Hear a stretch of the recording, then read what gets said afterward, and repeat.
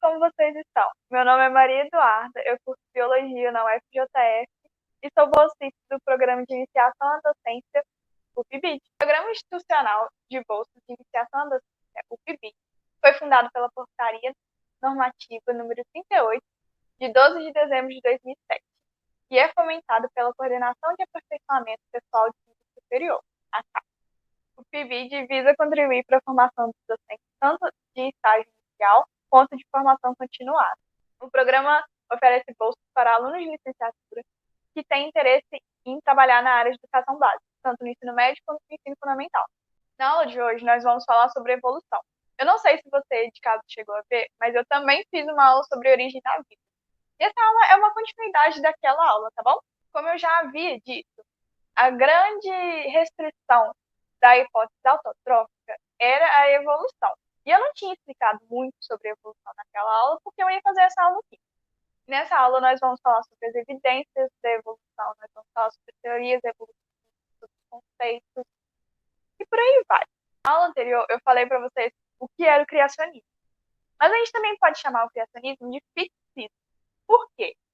Porque assim como esse ser superior criou todas as coisas, elas permanecem do mesmo jeito que ele criou até hoje. Esses seres que foram criados não sofreram nenhuma adaptação, porque eles já eram adaptados para viverem no ambiente que eles vivem. A partir do século XVIII, os cientistas começaram a perceber que tinham evidências de que a Terra sofria por modificações. E como a Terra sofria por modificações, os seres vivos também sofriam modificações, eles se adaptavam para viverem nesse novo ambiente modificado. Surge aí o conceito de transformismo, ou seja, as espécies sofrem adaptações para viverem no ambiente em que elas vivem. Mas quais são essas evidências que esses cientistas encontraram? Então, a gente vai falar agora sobre as evidências da evolução. A primeira evidência que eu vim mostrar para vocês são os fósseis. O estudo de um fóssil se chama paleontologia. Um fóssil é um resto ou qualquer vestígio de que um ser habitou a Terra. O fóssil pode ser, por exemplo, uma pegada, um tronco de árvore, uma fonte de um molusco, um dente, um osso, a folha de uma árvore, qualquer coisa. Eu trouxe essas imagens aqui de fósseis que são do acervo online do Museu Ciências da Terra. Essa primeira é um fóssil de uma samambaia. Esse segundo aqui é o dente de um mastodonte, que é semelhante a um elefante que viveu há muito tempo atrás. E esse último é um peixe ósseo. Eu falei para você que um fóssil pode ser um resto de um ser, certo? Quando a gente tem um resto vivo, a gente classifica em dois tipos. Em partituras, que pode ser uma concha, pode ser um osso, pode ser um dente, e em partes moles, que pode ser um músculo, um órgão, pode ser pele, pelo, pena. É mais fácil encontrar fósseis de partes duras do que as de partes moles, porque elas entram em decomposição primeiro do que as partes duras. E aí não dá tempo de ocorrer a fossilização. Beleza, eu já entendi que é um fóssil. Agora eu quero saber como que funciona esse processo de fossilização. Pode deixar que eu te explico. Então, para ficar mais fácil essa explicação, eu vou usar um exemplo de um dinossauro, porque é o que a gente mais vê na TV. Mas eu queria que você lembrasse que não existe só fósseis de dinossauros, não existe só fósseis de vertebrados. Existem também fósseis de plantas, de vertebrados. Um fóssil se forma quando um organismo, nesse caso a gente está falando de um dinossauro, ele morre e ele se deposita sobre o solo. É aqui essa primeira imagem. E com o passar do tempo, camadas de sedimento vão se depositando sobre esse organismo. Tá vendo aqui que tá vindo um monte de terra, areia para cima dele? Então, a partir daí, podem ocorrer vários processos de fossilização. Vou citar dois para ficar bem facinho de você lembrar depois. O primeiro processo que pode ocorrer é a permineralização, que é o preenchimento dos poros por minerais. E o segundo, que também pode acontecer, é a substituição, onde a matéria orgânica desse indivíduo ela é substituída por minerais, por exemplo, a sílica.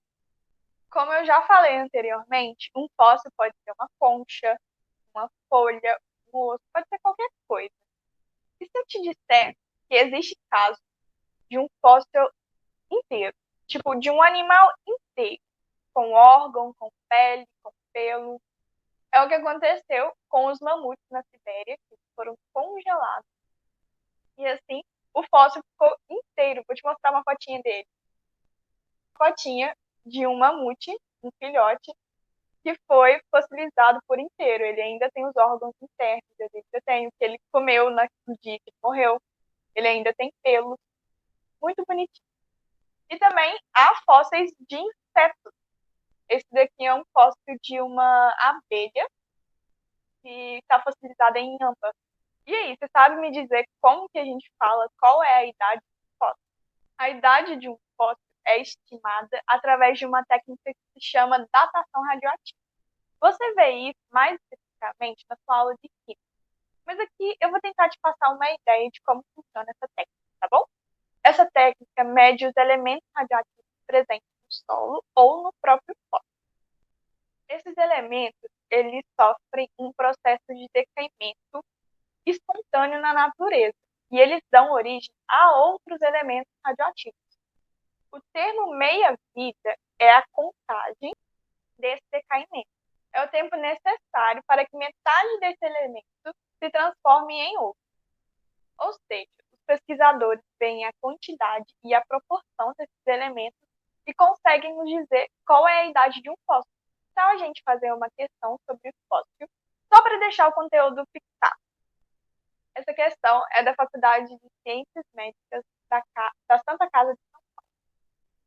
Vou ler aqui para vocês.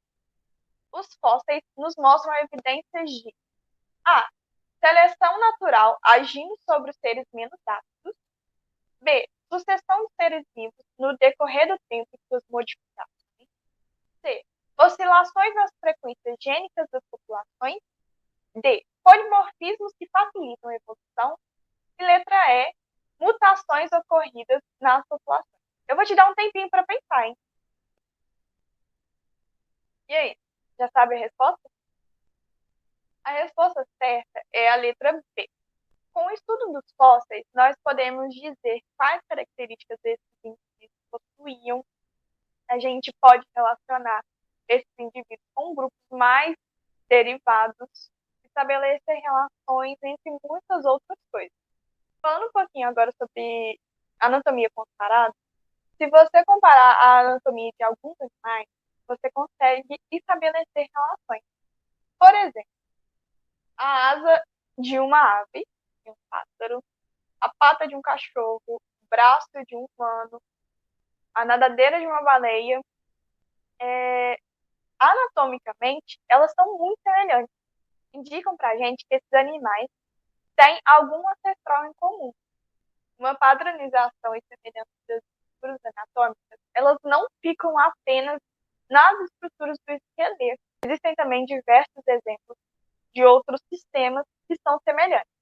Por exemplo, o sistema circulatório de uma ave e de um mamífero, nós humanos, por exemplo, são extremamente semelhantes. Agora eu preciso te falar dois conceitos muito importantes sobre a anatomia comparada, que é a homologia e a analogia. Órgãos homólogos são órgãos que, em seres diferentes, podem ter funções e nomes diferentes, mas têm uma mesma origem embrionária. Vou te dar um exemplo bem facinho aqui para você entender. Por exemplo, os ossos do braço de um humano, os ossos da pata de um cachorro, os ossos da nadadeira de uma baleia e os ossos da asa de um morcego têm funções diferentes. Os ossos de um braço humano ajudam que a gente pegue as coisas, certo? Peguei aqui uma caneta. Os ossos da pata de um gato ajudam na locomoção. Os ossos da nadadeira de uma baleia ajudam que ela possa nadar. E os ossos de um morcego, da asa de um morcego, ajudem com que ele voe. Todos esses ossos possuem a mesma origem embrionária, mas a função em cada indivíduo pode ser diferente, como eu te mostrei aqui, certo? Juro que não é tão difícil assim, hein? Vou passar para a analogia agora, e depois a gente faz um exercício para fixar esses dois conceitos, tá bom? Que podem ser um pouco confusos. Analogia são órgãos que, em grupos diferentes, possuem a mesma função, mas a origem embrionária é diferente. Por exemplo, a asa de um morcego, a asa do inseto, a asa de uma ave, são asas, certo? Mas são grupos diferentes, então as origens embrionárias também são diferentes. Órgãos vestigiais são aqueles órgãos que são pouco desenvolvidos ou atrofiados e sem nenhuma função. E podem ser que esses órgãos em outros grupos possuam uma função e sejam bem desenvolvidos.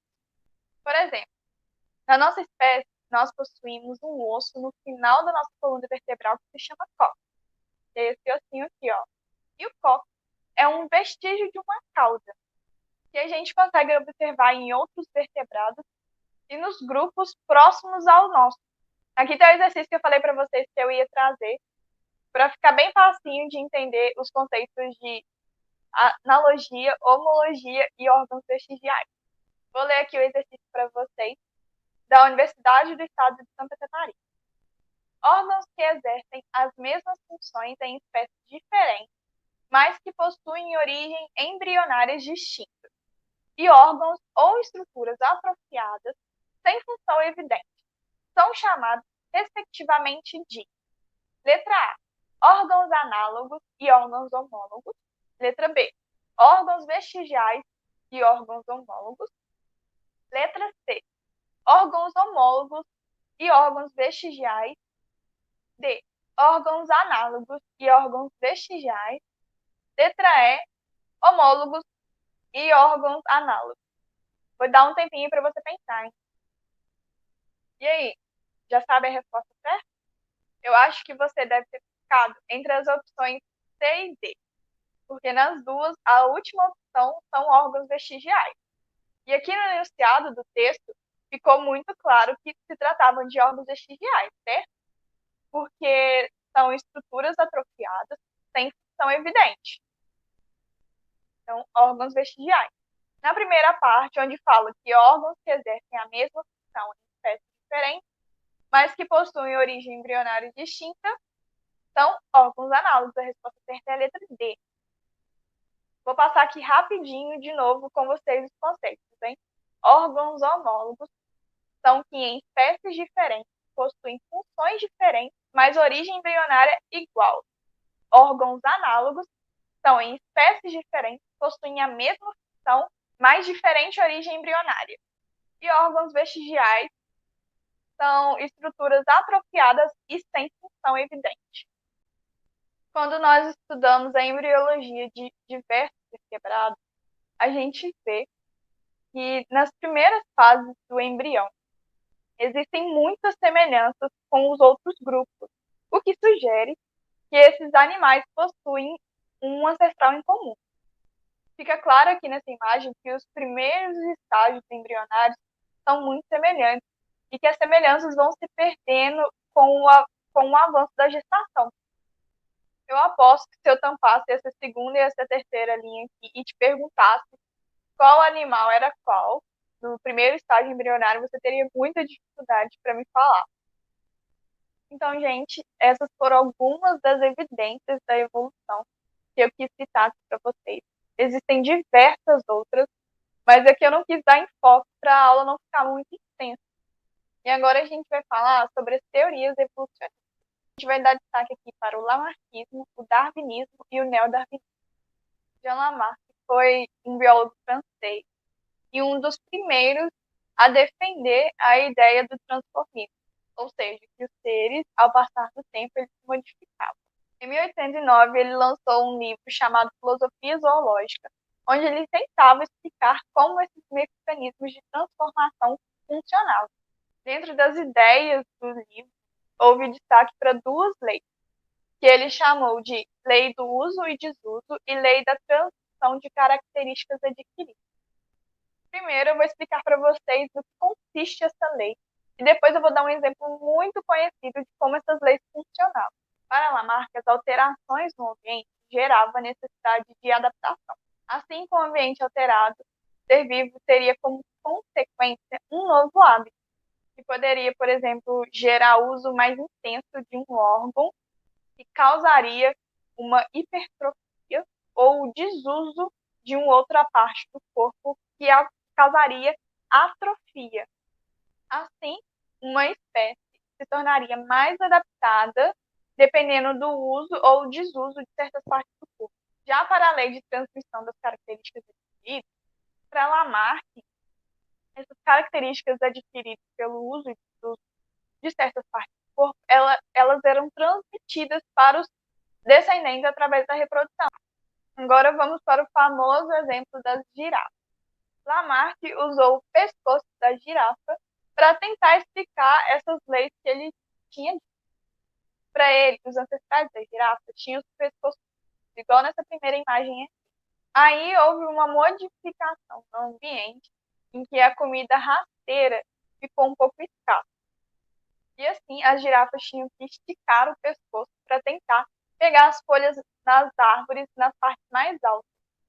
E desse jeito, as girafas foram ficando cada vez com o pescoço mais comprido, porque elas usavam tanto que o órgão do pescoço ficou hipertrofiado.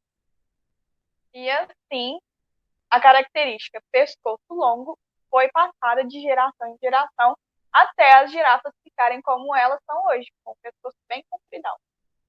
Agora vamos falar das restrições. As ideias de Lamarck, elas não estão totalmente erradas. Quando você usa um músculo durante muito tempo, com tanta frequência, ele realmente fica hiperatrofiado. Mas isso só funciona com músculo. E essa lei não se aplica a todos os órgãos. Ainda assim, as ideias de Lamarck são sensacionais. Porque lembra, ele elaborou essas ideias no século XIX.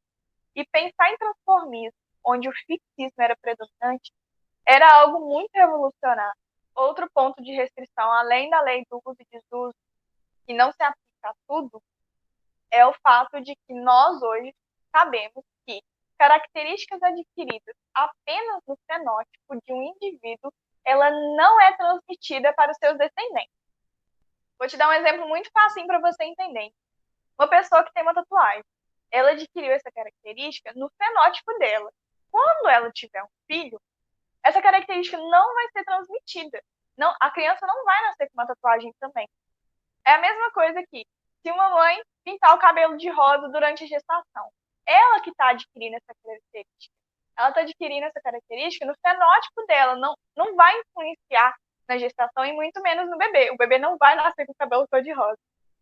Mas, de fato, nós não devemos desmerecer o Lamarck, porque ele teve seus méritos. Agora sobre darwinismo. Charles Darwin foi um naturalista inglês. E ele viajou o mundo e por onde ele passava, em cada país, ele coletava uma planta, um poste, um animal. E durante 20 anos após essa viagem, ele foi estudando essas peças e formulando sua teoria sobre a evolução. Ele chegou a publicar em uma revista, tipo um resumo dos seus estudos. E um cara chamado Alfred Wallace também publicou nessa mesma revista, nessa mesma edição, as ideias dele, que eram muito parecidas com a de Darwin. Darwin ficou muito surpreso com essa coincidência de uma outra pessoa chegar nas mesmas conclusões que ele. Demorou 20 anos para chegar. Aí ele correu para publicar o livro dele, chamado Origem das Espécies. Ele publicou esse livro em 1859 e acabou que as ideias de Darwin ficou mais conhecidas do que as ideias de Wallace.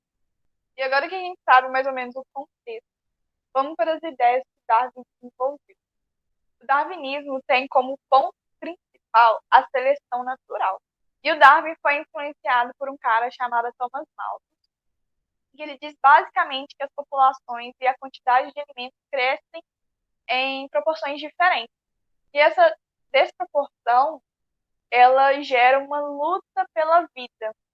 E o resultado dessa luta pela vida é a seleção natural, onde os mais aptos saem ganhando.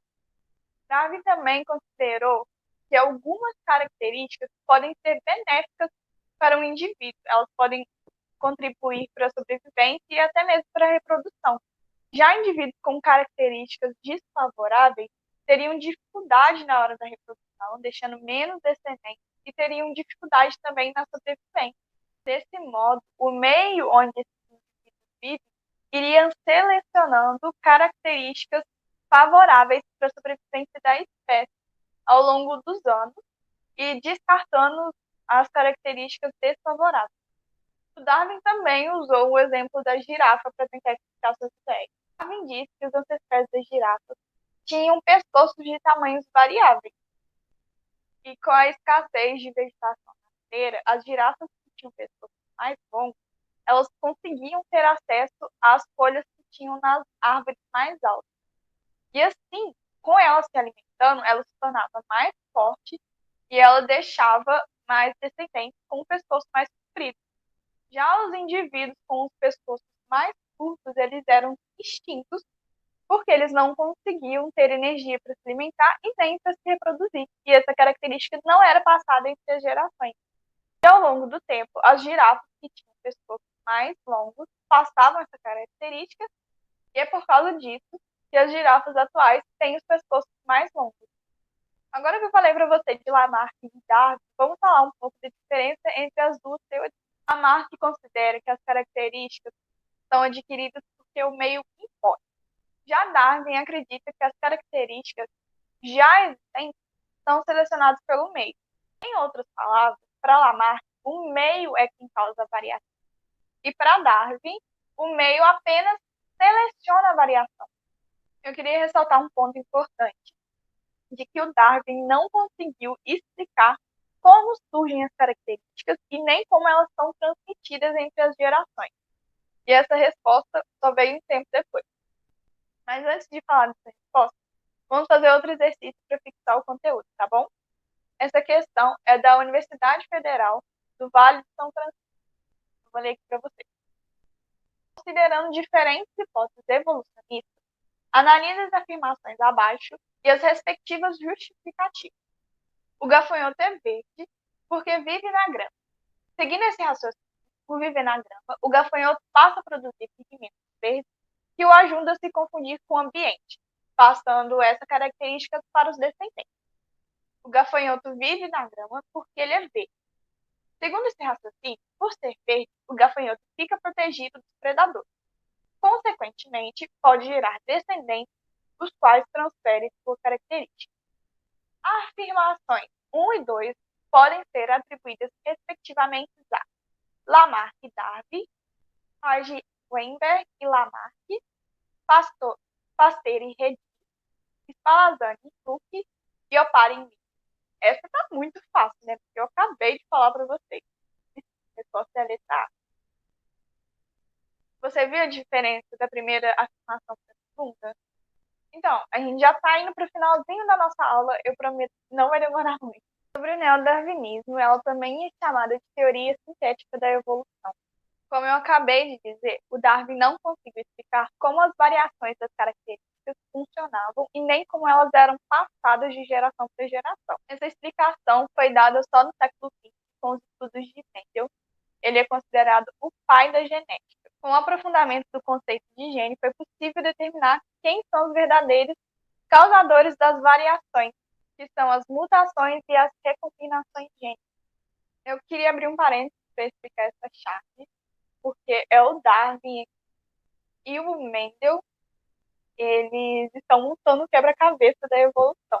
Se você ficou curioso para saber um pouco mais dos estudos desse cara, que era um padre e o pai da genética, tem uma outra aula sobre as leis de Mendel, que uma outra bolsista que o PIBID fez, e eu tenho certeza que a aula da Nicole deve estar muito interessante sobre esse assunto. Não deixe de assistir, tá bom? Porque vai te ajudar muito a entender o neodarwinismo. Voltando, as mutações, elas geram novos tipos de genes, que são responsáveis por dar as características ao ser. E a variabilidade, ela é causada pelos genes, que é ampliada pela recombinação gênica. Vou fazer uma observação de que eu não expliquei o que é gene e nem o que é recombinação, porque é matéria da aula de genética das leis de Mendel. A gente considera evolução o resultado da seleção natural atuando sobre a variabilidade genética. Então, a gente chegou no fim da nossa aula. Essas foram as referências que eu usei. Se você tiver alguma dúvida, você pode deixar nos comentários aqui embaixo ou mandar lá na nossa página do Instagram, PIBID-UFJF, e a gente vai te responder o mais rápido possível. Obrigada e até a próxima!